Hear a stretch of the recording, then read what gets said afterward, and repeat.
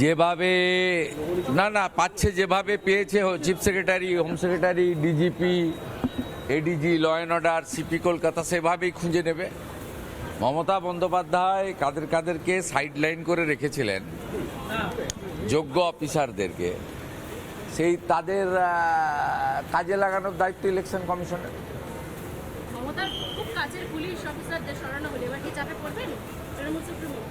সে আমি কি পড়বেন আমি জানি না, কি পড়বেন কেন পড়বেন না আমার জানার দরকার। উনার মনের কথা আমি, উনার ব্যথা বেদনা যন্ত্রণা মান অভিমান স্বাভিমান আমি বলবো কি করে? আমি যেটা বলছি যে উনার যে সমস্ত পায়দাস লোকদের, স্থাবকদের উনি বসিয়েছেন, এদের দিয়ে নির্বাচন করা যায় না।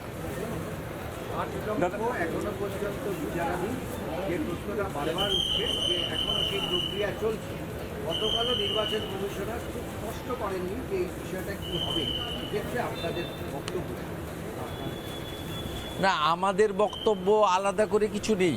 আমরা চাইছি বৈধ ভোটার ভোট দিক, সে যে দলেরই হোক, যে সমাজেরই হোক, যে ধর্মেরই হোক। যারা ভারতীয় তারা ভারতবর্ষের একটি গুরুত্বপূর্ণ প্রদেশ পশ্চিমবঙ্গ, তার যে গণতন্ত্রের মহোৎসব অনুষ্ঠিত হবে 23শে এপ্রিল এবং 29শে এপ্রিল, তাতে তারা অংশগ্রহণ করুক, এটা চাই। বাকিটা সম্পূর্ণভাবে নিয়ন্ত্রণ সুপ্রিম কোর্ট করছে।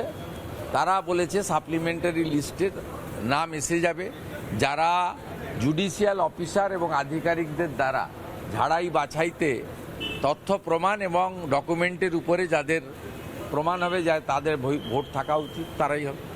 দাদা, ভোট পরবর্তী হিংসা নিয়ে একাধিকবার 2021 এবং 2024-এ যেরকম আপনারা তুলেছিলেন, মানে পুলিশের বিরুদ্ধে যে ভোট পরবর্তী হিংসা যেভাবে মদত দিয়েছিল, সেই ক্ষেত্রে নির্বাচন কমিশন এইবারে কারা কারা ছিল সেই সকল পুলিশের কর্তা ব্যক্তিত্বদের নাম চেয়ে পাঠালো। ওদেরকে সরালে শুধু হবে না, ওদেরকে অন্য রাজ্যে পাঠাতে হবে। আর সবচেয়ে আগে যেটা করা দরকার, পুলিশ ওয়েলফেয়ার বোর্ডকে ডিফাঙ্ক করা দরকার। হোম ডিপার্টমেন্টের যে অর্ডার আছে সেই অর্ডারটাকে উইথড্র করে পুলিশ ওয়েলফেয়ার বোর্ডকে কমপ্লিটলি ক্লোজ করে দেওয়া দরকার। আমি খুব খুশি ইলেকশন কমিশন এক্সটেনশন পাওয়া অফিসারদের নামের তালিকা চেয়েছেন, যাদেরকে অবৈধভাবে এক্সটেনশন দেওয়া হয়েছে। এর মধ্যে পুলিশ অফিসার অ্যাসোসিয়েশনের সভাপতি, সম্পাদক, কর্তা ব্যক্তিরা রয়েছে যারা পোস্টাল ব্যালট জালিয়াতির কাজটা বিশেষভাবে করেন। এইটা আমরা দাবি করছি, নিশ্চিতভাবে ইলেকশন কমিশন এটাও দেখবেন। এগুলো ফেক টাকা তো পাবেন না। নিয়ম পরিষ্কার হচ্ছে, amount of benefit, number of beneficiaries গতকাল বিকেল 4টের পরে বাড়ে না। অতএব এটা ডেলিভারি হবে না, এটা কেবলমাত্র মমতা ব্যানার্জির টুইট হয়ে রয়ে যাবে এবং তিনি একটা প্রতারণা করেছেন সকলের সঙ্গে। না না, পাওয়ার কোনো প্রশ্নই নেই, পাওয়ার কোনো প্রশ্নই নেই যদি না সুপ্রিম কোর্ট ইলেকশন কমিশনকে বলে।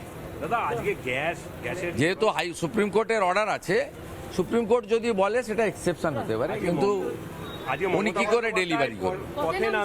পথে নামছেন গ্যাস নিয়ে। আমি অনেক আগে বলেছি, মমতা ব্যানার্জি এবং তার যে টিমকে হরমুজ প্রণালী পাহারা দেওয়ার জন্য পাঠানো উচিত। মমতা ব্যানার্জিকে পাঠানো উচিত হরমুজ প্রণালী পাহারা দেওয়ার জন্য, যাতে ইরান সেখানে কোনো ভারতীয় তৈল বা গ্যাসবাহী আমাদের যে শিপ জাহাজ তাকে না আটকাতে। সব ড্রামাবাজি। মমতা ব্যানার্জির পেট্রোল ডিজেলের দাম অন্য রাজ্যের থেকে 10 টাকা এখানে বেশি। বিজেপিকে যেদিন আনবেন সেদিন বিহার, ইউপি, দিল্লিতে যে দামে পেট্রোল ডিজেল পান সেই দামে এখানে পাবেন।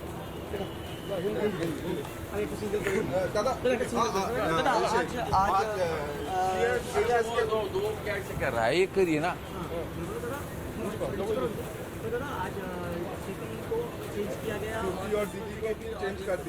वो इलेक्शन कमीशन सही उनका पास जानकारी है।